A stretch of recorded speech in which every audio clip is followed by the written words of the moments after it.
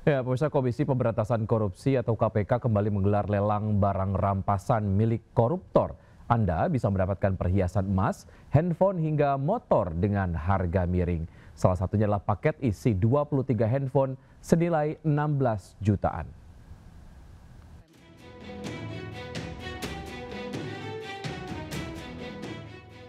KPK kembali membuka kesempatan bagi masyarakat untuk berburu harta karun para koruptor.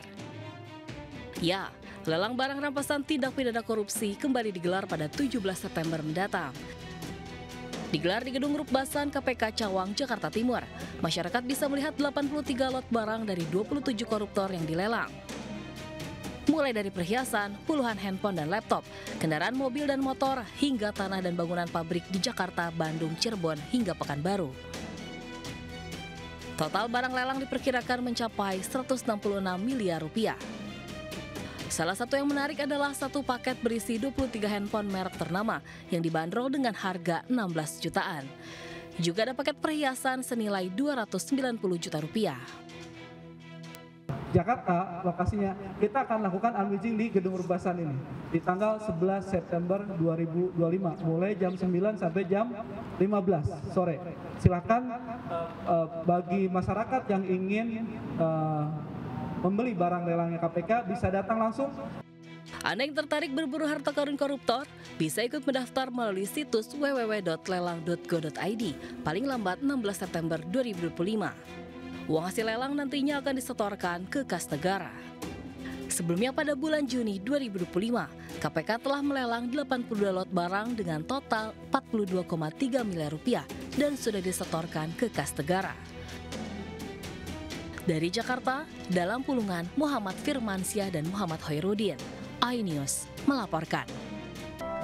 Ya, pemirsa, pejabat pamer kemewahan tanpa empati membuat gerah masyarakat. Perilaku pamer para pejabat bahkan diduga menjadi pemicu aksi penjarahan yang menyasar rumah-rumah wakil rakyat. Lalu seberapa penting Indonesia memiliki undang-undang anti flexing demi menertibkan perilaku para pejabat?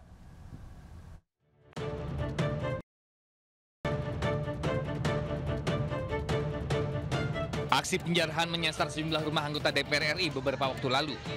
Rumah politisi Nasdem, Ahmad Sahroni dan Nafa Urbah, juga rumah politisi PAN, Uya Kuya dan Eko Patrio, menjadi sasaran penjarahan.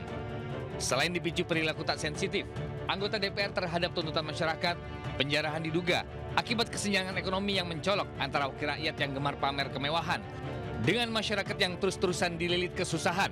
Jurang kesenjangan ekonomi makin lebar. Presiden Prabowo memberikan instruksi khusus bertempat di rumah Prabowo di Kertanegara, Jakarta tadi malam. Prabowo menginstruksikan kepada seluruh anggota fraksi Gerindra untuk menjaga ucapan dan tingkah laku, juga tidak pamer kemewahan alias flexing agar tidak menyakiti masyarakat. Itu aja pesannya, jaga tadi ya gaya hidup, terus kemudian jaga tutur kata, jaga ucapan. Tak hanya menjaga ucapan, politisi Gerindra Ahmad Dhani mengaku mengusulkan agar Indonesia segera memiliki undang-undang anti flexing seperti yang dimiliki Cina. Menyarankan supaya anggota DPR Gerindra itu tidak boleh flexing. Ya saya juga iya aja, saya nggak pernah flexing kan ya.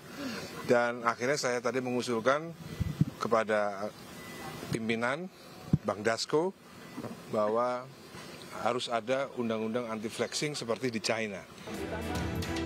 Pertemuan Prabowo dan elit Gerindra berlangsung 2 jam di Kertanegara.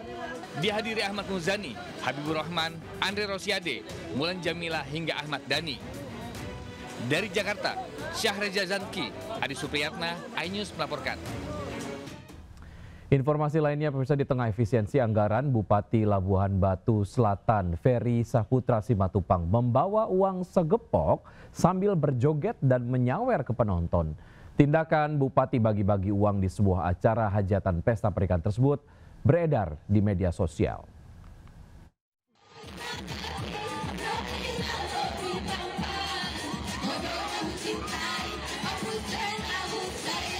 Inilah rekaman video yang memperlihatkan Bupati Labuhan Batu Selatan, Ferry Saputra Simatupang, berjoget sambil bagi-bagikan uang ke penonton dengan pecahan Rp50.000.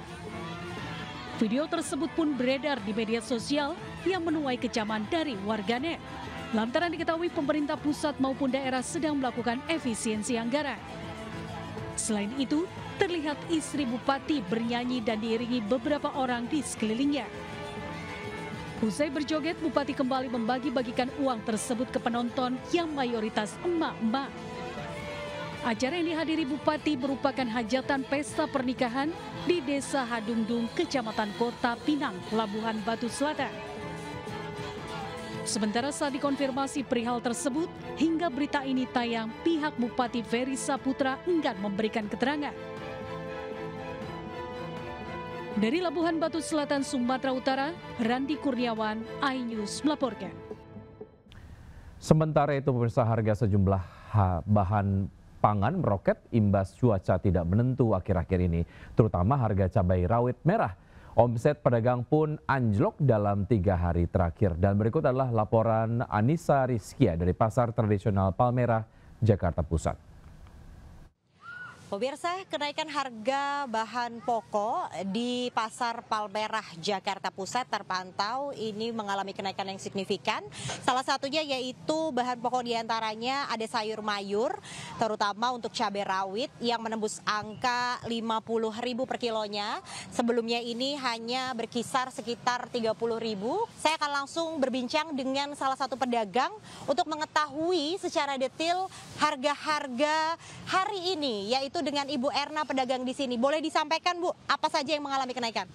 Cabai semua jenis cabai mahal, sama bawang merah, bawang putih naik selama 3 hari ini ya, baru naik. Biasanya kan ini cabai rawit, ini biasa 25, sekarang jadi 50, keriting merah biasa 30, jadi 45, keriting hijau biasa 25, jadi 40. Bawang merah naik, dia biasa 35, sekarang jadi 45, bawang putih 35, jadi 40. Untuk sayur mayur, Bu?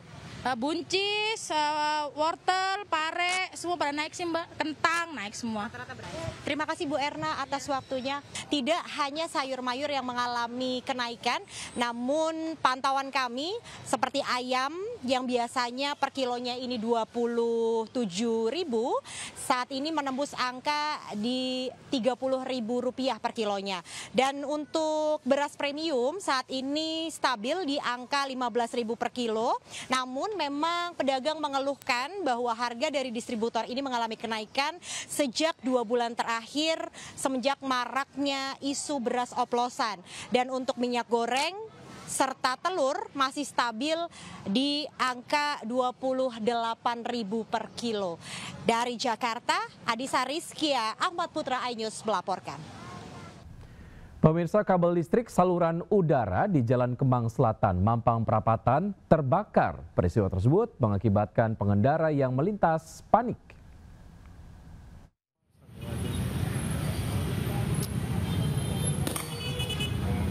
Kabel listrik yang terbakar membuat pengendara yang melintas Jalan Kemang Selatan, Mampang Perapatan panik.